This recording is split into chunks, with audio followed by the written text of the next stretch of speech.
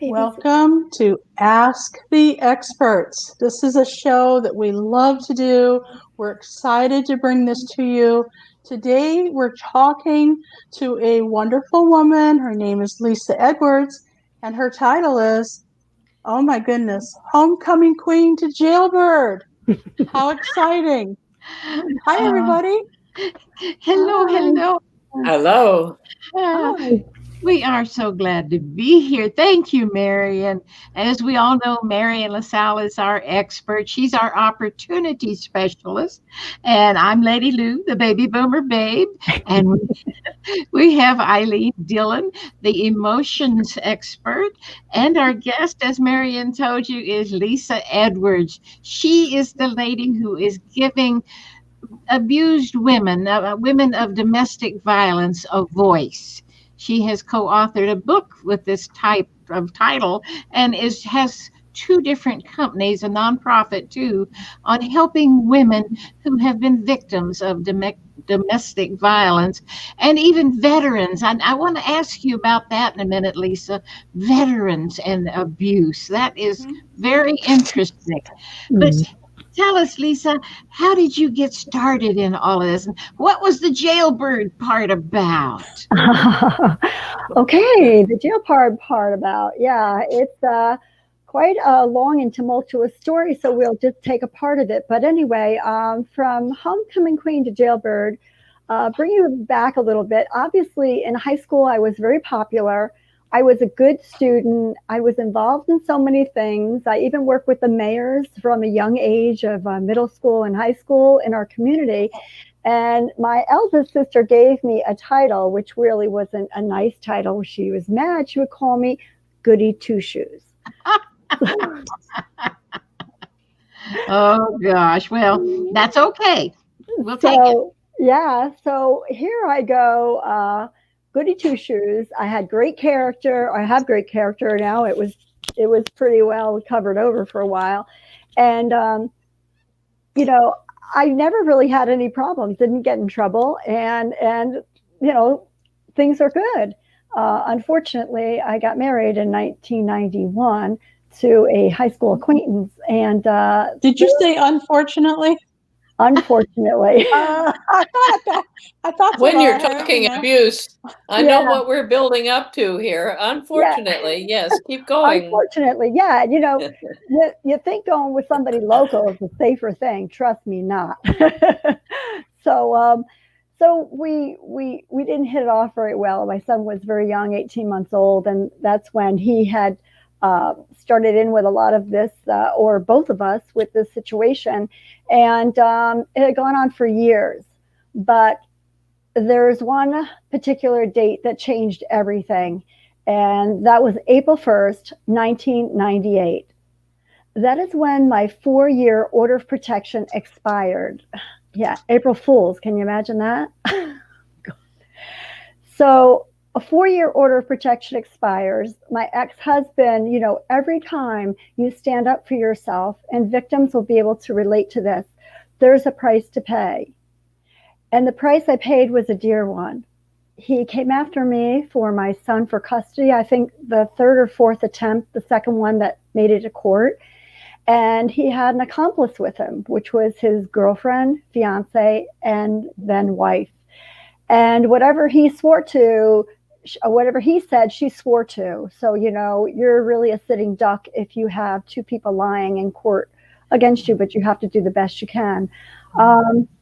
So they were fighting for custody. They turned over temporary custody of my son without legal representation or any legal means, habeas corpus or anything else. So it was insane.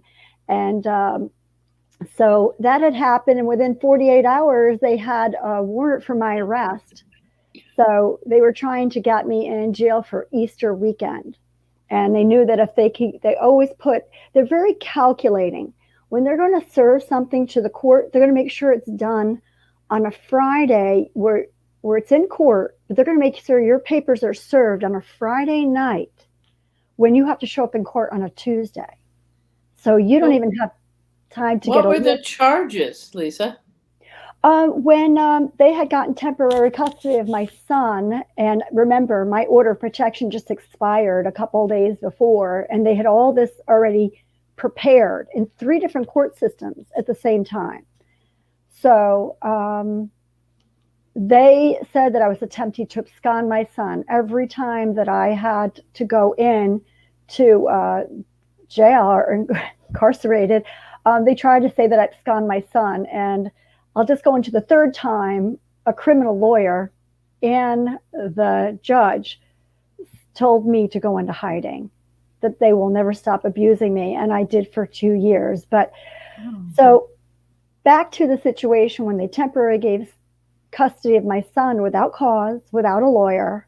It was insane. It was like, they're going to take your arm and they're telling you that it's gangrene and they're going to cut it off right now. And you know that it's healthy and you're fine. But it's like they took a guillotine and just started chopping things off. And that's at that point in time when I basically, I guess, left mind-wise. I could not believe what was happening. It was like a twilight zone. And I just kind of turned off at that point in time. But did they have your son? I'm a little confused here. Did they actually have custody of your son during this time? And how old was he? Taylor was 5.5 years old. There was no habeas corpus to produce my son. There was no lawyer to represent me. The judge was angry because I stood up to myself and showed her I was indigent and needed a lawyer. And she was in a bad mood that day. So within 3 days, she had taken my son, gave him over, listened to the law guardians. And this credible witness, which was my ex-husband's wife, is the one that really nailed the coffin and was such a credible witness that a lot of this was happening and brought to fruition. But I did have a courtroom of people. My company was actually there, from my boss from Robustelli Travel in Stamford, Connecticut. I worked for a football player, the New York Giants, and my boss was there. My mother flew up from Florida. My current boyfriend at the time, his father was a top executive of his own company that was worldwide. He was sitting right at the table with me.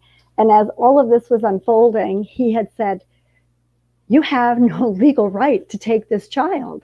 You have absolutely none.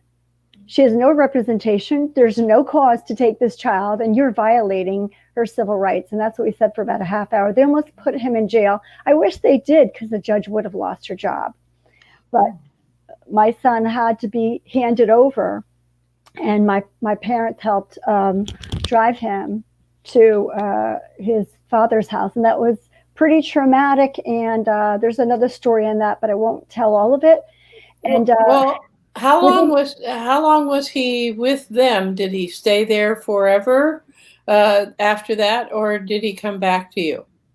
No, he did not come back to me. What they did is they took him. They didn't even give me visitation rights, everything. They just took my son for, it was over 6 months. And within 48 hours, I got a phone call from my Aunt Joan, because my cousin was a police officer in Peekskill, and they had filed to have me arrested and put in jail. And they did it 5 o'clock on a Friday, Easter weekend, so that I could spend the entire time in Peekskill and then have to go to county jail or whatever it is, Westchester County. And I did flee. She said, "Get out of there." And I did. And when I came back, they did arrest me, and then I went through that whole thing. There's other stories, but what time is it? Okay. Well, yeah. how long? Yeah, how long were you then incarcerated? Hold on. You just have to hold on for 1 second. This is so important, and it's just, I have to break in here. Ready? They want to know what kind of dog Skipper is. Yes, we have to have some fun. Skipper Doodle is a schnoodle. He's a schnauzer and a poodle, and he got a major haircut, so he doesn't look the same. Right here. Oh. So Oh, that broke up that sad story. I'm sorry. We needed that. Oh, It was no. getting so sad. Yes. And not too often do we laugh around domestic violence, but I do want to say that when I met all of you, what I loved about it so much is that I can look back on some of my own personal stories and I can laugh because they're so absurd. And it's another level of healing, I believe, for me. So Yes. yeah. Yes. Schnoodle, not poodle. You know, I'm listening to you, and I just finished, or I'm in the process of editing my book on ending manipulation, and I believe that manipulation is at the bottom of abuse, and so I'm listening to all the ways in which power was held over you, which I think happens a lot in abusive situations. And we're so taken by surprise that we don't stand up right at the beginning, and that causes people to be even worse. What you have to do with abuse or manipulation is nip it in the bud. And if you have somebody that can stand up for you, they look like they're a big bully and they'll run away. Unfortunately, I only had one man that could do that for me, and that was is amazing man. I really was happy that he did. It was a day that I had someone stand up for me. And once there's someone bigger than the bully will run away. But you have to have that. If not, you're a sitting duck. So yeah. Well, in my book, or in my theory, I say that manipulators believe authority only. So when you're talking about somebody standing up, this is somebody who feels like authority. So how did you get out of this? Oh, we all need an advocate, don't we? No matter if it's medical or legal, we all need an advocate. Yes. Absolutely. So I had an advocate, which was the Office for Women, which was the head of domestic violence support for all of Westchester County and I think part of New York State. And I shouldn't really say the name. It's all in the book. And I have no problem writing in the names in the book because I have proof behind everything. You know, you try to take me to court and good luck. You're in serious trouble. Yeah. So how long did you have to, with all of this maneuvering, how long did you have to stay in jail, and how did you manage to get out? Actually, I didn't want to get out. They treated me nicer in jail than they did in court at home. So and you didn't have to cook either, huh? I did not. Okay. This is something that if anybody from my high school is listening, you're going to really get a hoot out of this one. So here we are in family court, and these two come back. Okay. They got temporary custody of Taylor, which then would turn into a court hearing. And then the judge said, listen, I don't feel you deserve it, but I'm going to give you a lawyer now. But the lawyer can't look at what we're doing. He can't look back. He can only go forward. Oh, trust me, I have every documentation. I don't even know if it could. If there isn't statute of limitations, we take down all of Westchester County. But anyway,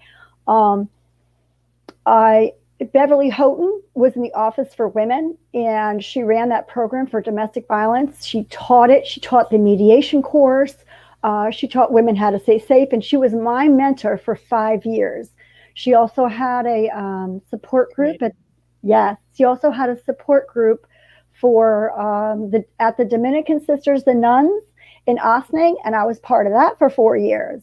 Well, the reason why I handed over my son is that she personally called me at home, threatened by the judge and the law guardian that I had to turn over my son, or she would lose her position and credibility for anyone else.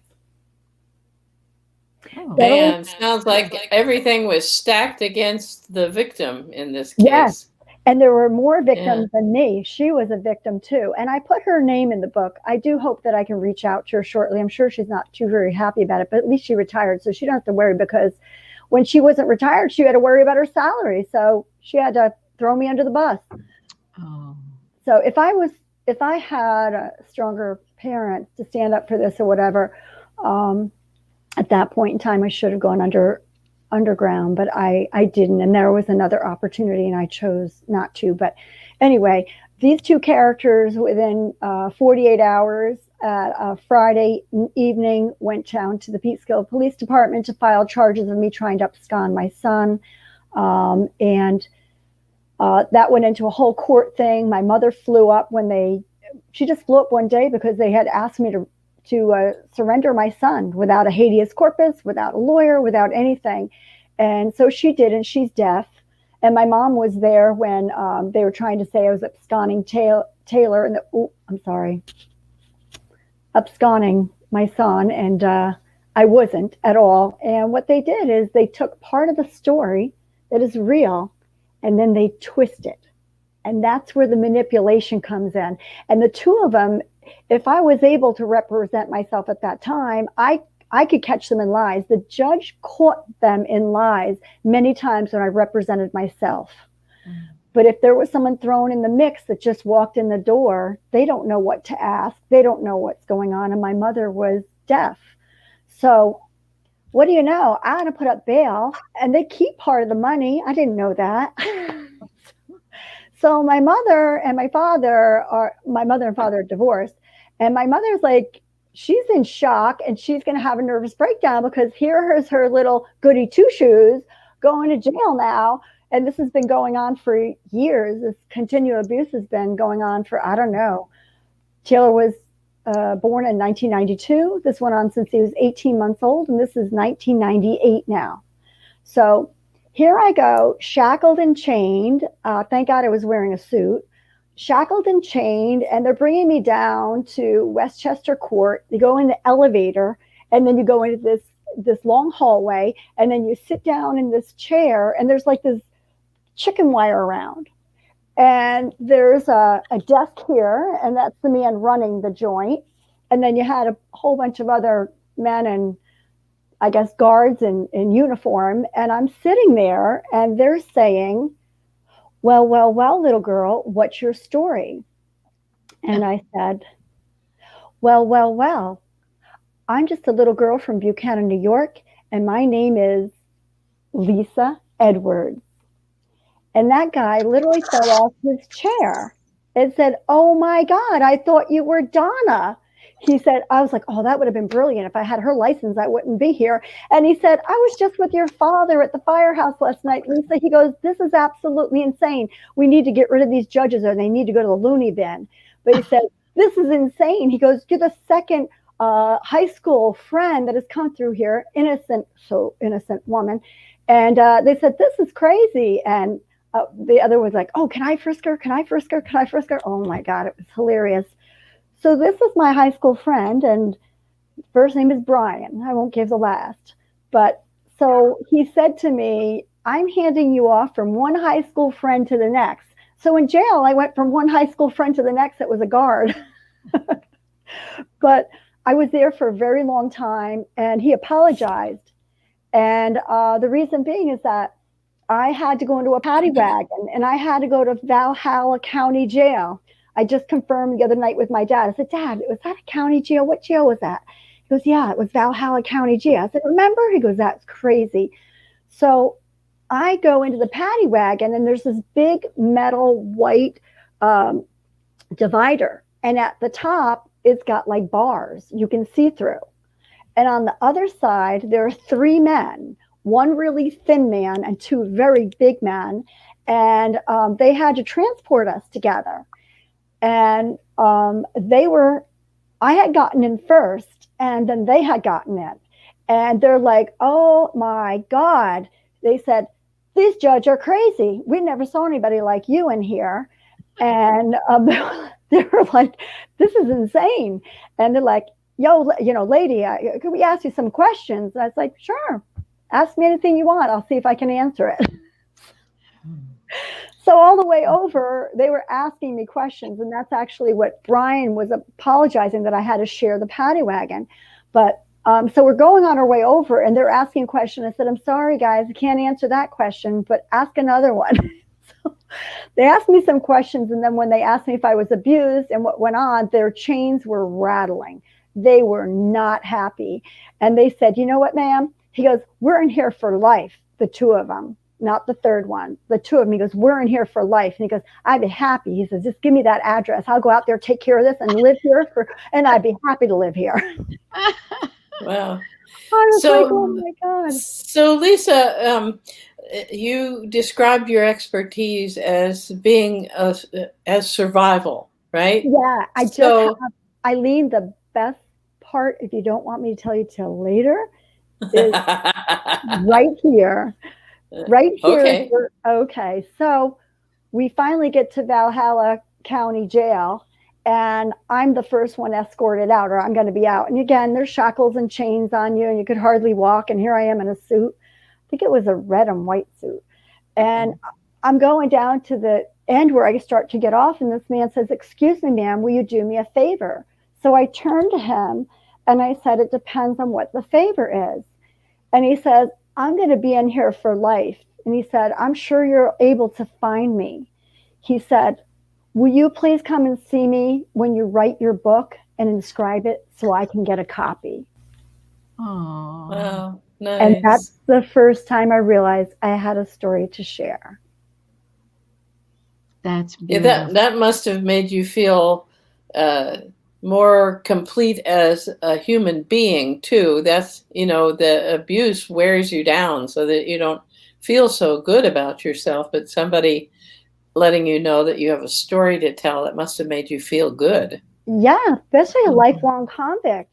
I mean, saying this is insane, this is crazy. And, it was. And I have to tell you, it had such a crazy effect on me when they had taken my son. I tell you, my arms and my limbs were just cut off. So, you lose, you go somewhere else. You're just not here. Yeah. Right. You just disappear. Your mind just shuts down. Well, so many times when we think about domestic violence, we think of physical abuse, but emotional and mental abuse is so much worse. Yeah, well, I don't talk about the physical abuse or the sexual abuse. That's something that I just succinctly say. It was there. Right. And I don't discuss that. I discuss the other parts, because once they weren't able to do that any longer, they still, swore that I will bury you alive. I will make sure you're nothing. You never have a thing. You're worthless, and you have a heart. You're down and out like you were when you were a teenager. So a lot of my friends in high school, they never knew what I even went through in high school. How did you get past that? That's what I want to know. I want to hear this survival stuff. Okay. Okay. After all of this, still, there were 7 more times incarceration. And I, instead of turning to drugs or alcohol, I actually turned to the Lord. And I had my faith in God that if he helped me get through these next 15 years, because if your child is only 5.5 years old, you have all those years that you're going to have to deal with something. I said that I would be a voice for victims of domestic violence, and I would use my life to try to make a difference. Great. So, thank you. And there's more in the story too, but that nun, she never let go of me. And she provided 4 Christmases for my son and myself.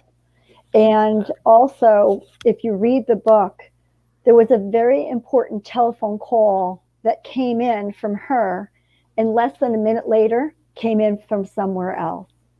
So if you get the book, you'll be able to find out part of that story. And all the other stories that are in there, what's helpful is that I know that people have read them and they have to put them down because they can't stop crying.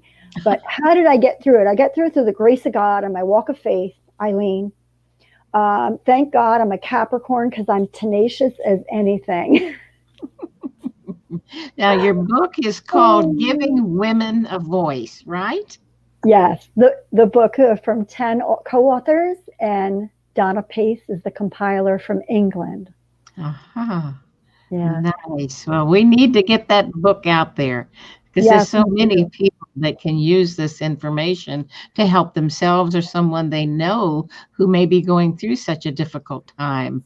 And it's time for women to join together and to help each other. We can do this. We're women. Yes, we can. And we There's so are. many different thoughts that went through my head as you were telling your story. From, Eileen being a therapist, she's heard, I'm sure, abuse stories, I grew up in an abusive family. That's right. Yeah. Yeah, I And know I this. think people, mostly women, of course, have either experienced or heard somebody close to them having some form of abuse. And the only one that I can think of for me, believe it or not, is when I was working for visiting nurses and I had my little uniform on. This was a long time ago. And I was pulled over, and the police officer, I could tell that he was not going to let me go. It was a power thing. He was not going to let me go until he made me cry. I could feel that energy. I could. It was palatable. Okay, it was so there, and I thought, Marian, just cry, and then he'll let you go. And do you know that's exactly what happened? As soon as I'm so sorry. I can't believe I did that. Yeah. Oh, okay. Now he was willing. He made me cry Yep. in order for me to be let go. He still gave me a ticket, but he wasn't going to let me go. He was going to make me pay.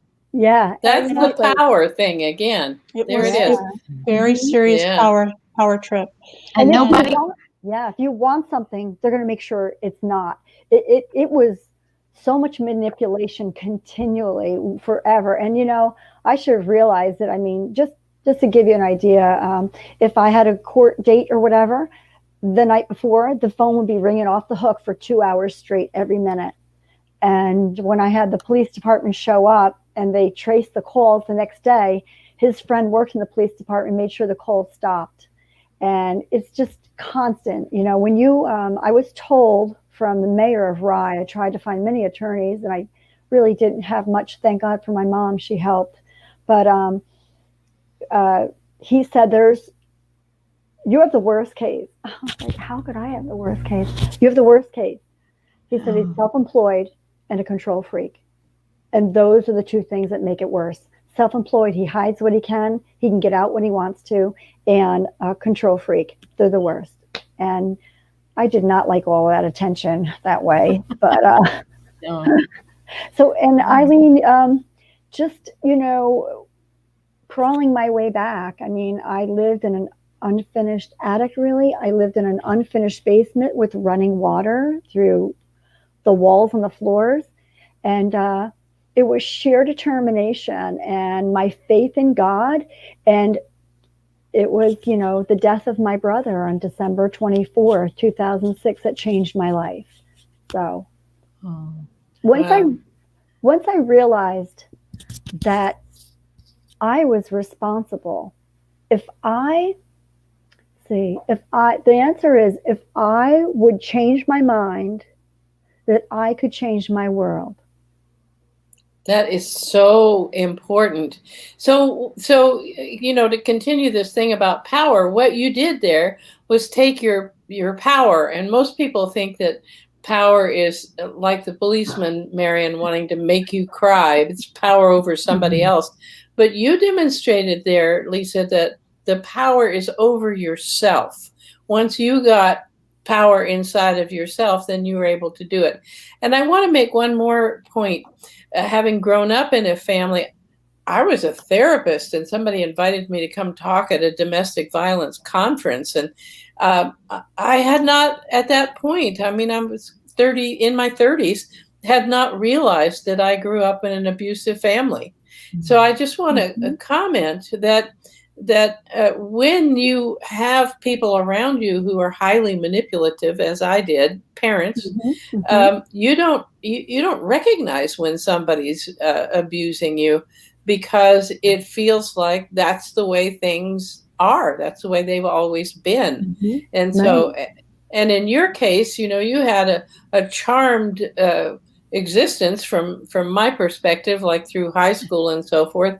And how would you ever even conceive that somebody could treat you the way you were being treated? This had to be a big surprise to you. Oh yeah. And what I've really come to learn and know, that's the inner me. That's the inner me that allowed that That's the subconscious mind that allows that I'm not good enough or whatever it is. But, everyone, even in high school, thinks that I live more or less a charmed life, but we really didn't. I had a very closed mouth back then. Nobody knew anything. Now you can't shut me up. Well, I'd like to know what your relationship with your son is now. Oh, my relationship with my son. I think he'll read this book maybe if I ever pass away, but I'm going to live for a really long time. So watch out.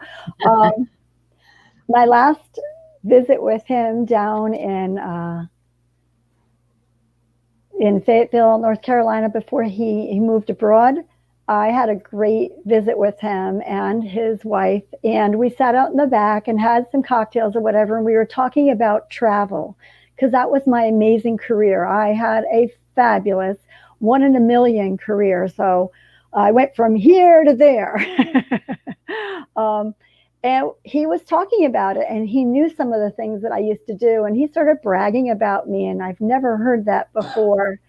And so he and his wife love to travel, and we were talking about that, and he said, "Ma, this is the best conversation I've ever had with you." And so then Chelsea had gone on, and we continued our conversation. And, I'd gone through a very bad time about 7 years ago. I went through post-traumatic stress again, and it was really bad. And he said that ever since that, he was so turned off from me. And I can't tell a lot about his career, but I had told him that, in your career, that is the most prominent of mental illness that you will ever probably see or experience. I hope not. And so we spoke in depth about it, and he gets it. And, also talked about, my father had gotten divorced from my mom, but left 10, 13, 14, 15-year-old, just left us. So that's when the Shangri-La, that's when everything hit the fan, but no one knew. We didn't tell anybody the struggles we went through. But he apologized to my son and said, "Don't do what I did. Have a great life with your wife," and whatever. My father was crying. He says, "Oh, Dad, Grandpa really," am I allowed to say this online, "screwed up?" And I said, "Yeah, I guess he did." I said, "But you know what?" I said, I came to find through life that my father wasn't half as bad. I said, "I've gone through something where someone wanted to torment you and destroy you and make you indigent and take everything that you had and then make sure they could bury you alive." And he goes, "Who?" And I said, "My ex-husband." He goes, "I don't want to know." I said, "You never have to know." And he said, "From here on, Mom, we're going forward and we're going to have a great relationship." And now he doesn't miss one phone call when he used to avoid me. And he also had an association. When we would be exchanged, his father always made sure that there was animosity and anxiety. So when Taylor would think of being exchanged with me, he always had that feeling. And what the father was doing, "You better get back by 5 o'clock or else," and threatening on both ends. And so just not long ago, he says, "Mama, I don't know why I have this weird feeling when I see you." And that young man had been mercilessly abused emotionally and mentally from that credible witness that helped get Taylor away. And just to let you know, the credible witnesses that the law guardian agreed, when the two of them went after each other, putting myself and Taylor in the middle, the credible witness was married to 2 men at the same time. Oh my gosh. No wonder you wrote a book. How did you keep this straight? And not only that, my son was totally taken away at that point in time, moved away and everything else. And I just got in a car and I drove to Putnam County Hospital. I stayed there for 3 weeks so that I could find hope again in my life. And that's what I did. I had to And maybe I was creating part of this in my life, I guess. So, the work was about me now. It was about me getting stronger. It was about me being true. And I will tell you the one thing I did, even when I was in hiding and I got to see my son on supervised visitation. Oh my God, unbelievable. I always showed him who I was. Always. I was never that 480, I think I got it bigger, green monster. I was Lisa. I was Lisa Edwards. I had the character. I had the honesty. And Little Angels Protective Service, they just said, we're here for you and Taylor. And when they had to stand up to me in court to get my son visitation and whatever back, the judge said, I have never seen a report on a mother like this in all my years. And that's who I am. Oh, wow. What an amazing story. And you survived. Yes, and we're thriving now. Oh, and here you are helping other women. Tell us a little bit about your businesses. Okay. Well, the one thing I realized is there's two things that keep a woman in abusive relations. The top two things. One is fear, and let me tell you how real that is. And the second is financial ramifications. Well, I can't do anything about number one, but I sure as can try everything I have to do something about number two. So through all of this praying and journey of survival, okay, I created Lifestyle to Independence. And really the acronym LTI stands for Lisa Taylor International, after myself and my son. And from there, that would be for affordable housing and like an education or what have you. And that's what we have done. And I have transformed my home into that situation. It's downstairs apartment is there for an abusive a family that's gone through this, and we're working on that right now. And upstairs there's some rooms, but that's going to be very selective. And I think that's probably going to be when we're connected to the world right now. And it will be a very selective group of people, because it's not a woman in crisis. It's a woman that has survived crisis, but needs to actually get a hand up, not a hand out. So living beneath your means, being able to save money, work on yourself, your self-esteem, who you are, your finances, and everything else about who you are, okay? So that we can help you if you want to become a homeowner, or if you want to have your own job. We have the resources to be able to connect. Nice. So that's wonderful. You know, again, and my understanding of manipulation is that we haven't all the way grown up. That's when we are manipulative as adults. And that's not to cast aspersion on anybody. Most of us don't have the help we need to do it. And so what you're describing there is that you're giving women, an opportunity to do their growing up, to fill out, to set up their finances, set up how they feel about themselves, all the things that theoretically we should have done or been able to do as children that haven't yet been accomplished. And that is no small thing, Lisa. So I really want to thank you for doing that. What about tell us about the RV too. I'm interested in that. And so the other part, now actually we are social entrepreneurial companies.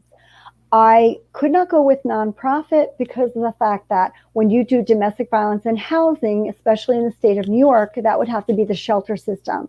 And we need to get beyond that, because the shelter system is for, handling crisis, but then they go right back out home. There's no solution.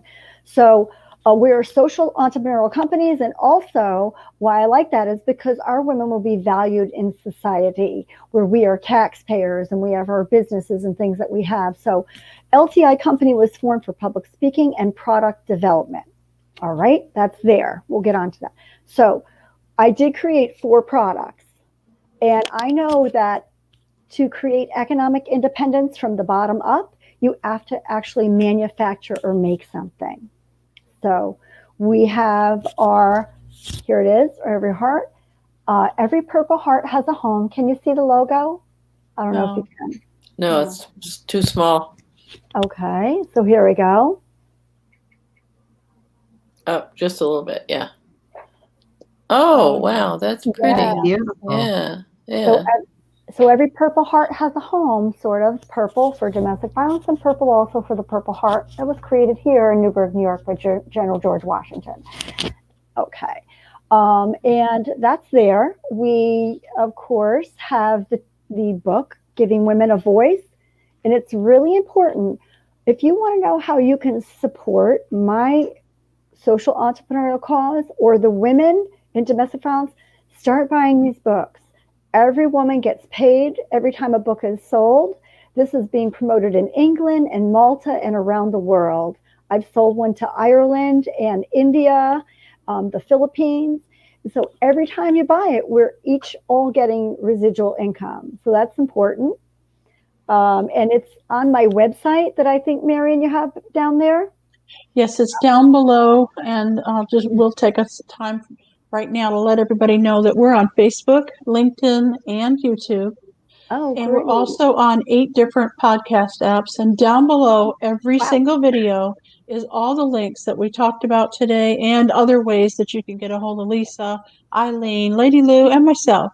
So if you have any questions or thoughts, or you just want to make a comment, that would be the place to do it. There's a little comment box. So feel free to reach out to any of us, especially Lisa, because as you can tell, she's experienced something, and now she's willing to turn that into helping others. And we all just love that. So thank you, Lisa, for coming on the show today. Thank you for sharing your story. Thank you for allowing our audience to meet your dog and to live a little part of what it was that you went through and how you were able to overcome it. Thank you. And the other things we have is we have the Tiles for Hope, which we're hoping to collaborate with nonprofit organizations that will raise money for them, raise money here. And recently on the other podcast with 24 women from around the world, they want to take it to the road. So Eileen, the next mission is to take this by RV across the country. I will be talking and collaborating with you somehow, hopefully. And I will be working on that business plan tonight. Have to have that finished, and I've been working on it for a couple of years. That's great. Well, if there's any way I can help people in understanding the basis through manipulation, my book is aiming to be out in mid-January.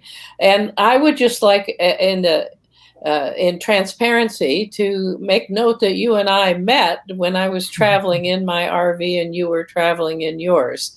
So I know you're going to do a really effective job of taking people around and sharing your message, and it's really important. Good. Yeah. Well, we're in the midst of trying to figure out actually purchasing it. We had the dream for it, and we're in the midst of collaborating with another organization in pulling that together. And perhaps if it's a nonprofit organization, we may probably even have the vessel donated to us. Who knows? Good. You know, I never give up. And you've pulled off a lot of important things, things that other people might think were impossible. So I'm going to expect you to get it donated. Thank you. That would be wonderful. I'm the expert at surviving. That's right. Right. Oh, that's wonderful. Beautiful. Oh, this has been so enlightening. You know, I've never really known anyone who has been abused. And you're just wonderful people. Oh, thank you. You can't tell, can you? Yes, I can tell. That means that we're healing. It's great. Yes, and now, you're sharing your story. You know, how many women have this story or similar ones and never share it? They're starting to, Lady Lulu, and that's why we need to get out there on the road, because people need to start sharing their stories. They are their own heroes. Yes. And if we can be their cheeros and we can help get voices out there, we can help make some changes, you know. That's it. The first change is awareness. Yeah. Yeah. And that lady judge, whoa, that makes you wonder, doesn't it? Oh, there's so much to that. The connection of the psychological evaluator that they work with, he lost his license, got fined, got booted out. The court system was backed up for 2 years. It was a mess. So, yeah, you just don't go through something like this, okay?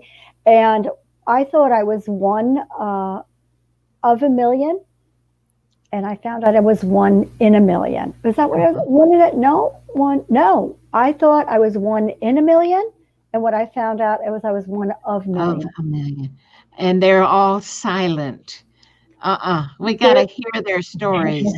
I will connect you to some other podcasts that are out there right now that are connecting around the world. And Ilene will be speaking because I really want to get the RV proposal together and have someone helping me with that. And I can just see, what do you call it when you have a few RVs together, like a convoy? A convoy. You know, I learned that a group of vultures in a tree is called a committee. But that's the only thing I know. I don't know what a group of RVs, a platoon. It's like a bus, you know, all the buses go together. They're a convoy, right? So there's two things so this is my big birthday month, and there's 2 things I want to do. It's called B&B. So B&B for my birthday month is I'm going to learn online how to do belly dancing. Okay. And the other one is I want to learn to be a bus driver to get my CDL license. Wow. We're cheering you on, girlfriend. So buy that book, folks. This is so beautiful. Help Lisa. What's the name again? Say the name again, Lisa. Giving Women a Voice. Okay, great. And it's on on your website and on Amazon? And Amazon, right? We're the top 100 in the Women of Abuse, and it's doing well. We need it to continue doing better. Or you can call me. And if you get on my website, I will give you a signed copy. Perfect. Oh, that'd be a lovely treasure. Wonderful. Thank you for joining us. Everyone, thank you for joining us. And we hope to see you again real soon. And bye, Skipper. Good to see you.